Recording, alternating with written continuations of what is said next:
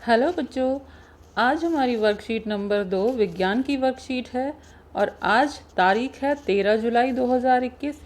इस वर्कशीट में आपके सामने दो टेबल्स या दो सारणी दी हुई हैं, जिनमें से पहली टेबल में आपको आपके चारों ओर दिखने वाली वस्तुओं की सूची बनानी है।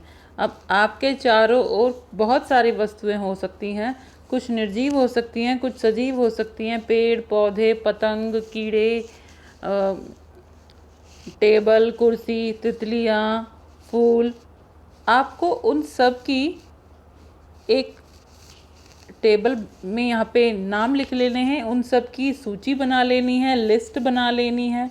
ठीक है, यहाँ पे 12 खाली जगह हैं, जिनमें से 2 ऑलरेडी भरी हुई हैं और बाकी की जगहों पर आपको लिखना है, वस्तुओं के नाम लिखने हैं। ठीक है, दूसरी जो टेबल है, इस टेबल में एक कॉलम में हमें लिखना है विराम अवस्था में जो वस्तुएं हैं उनके नाम, और दूसरे कॉलम में हमें लिखना है जो वस्तुएं गतिशील हैं उनके नाम।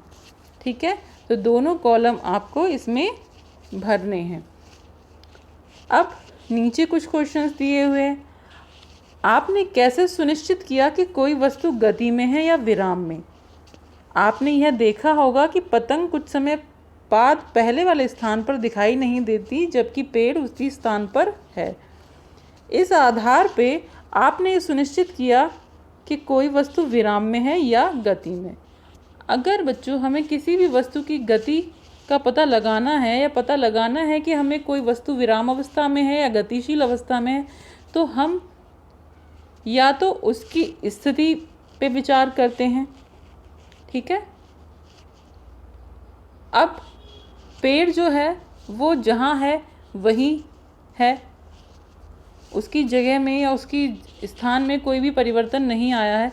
लेकिन पतंग की स्थिति तो लगातार बदलती रहेगी, एक बार वो एक स्थान पे है, दूसरी बार दूसरे स्थान पे है। ऐसे ही यदि कोई कार है तो कार की स्थिति भी प्रतिपल बदलती रहेगी। यदि कोई गतिशील व्यक्ति है उसकी स्थिति भी बदलती रहेगी। लेकिन जो चीज़ें स्थिर हैं, जैसे मान लीजिए लकड़ी की टेबल है या चेयर है, वो तब तक अपनी स्थिति में बनी रहेगी जब तक कि आप उसकी स्थिति में परिवर्तन नहीं करते। तो ऐसी वस्तुएं विराम वस्तुओं में आएंगी। ठीक है, और जो वस्तुएं गति कर रही हैं, जिनकी स्थिति लगातार बदल रही हैं, उन वस्तुओं को हम गतिशील वस्तुओं में रखेंगे।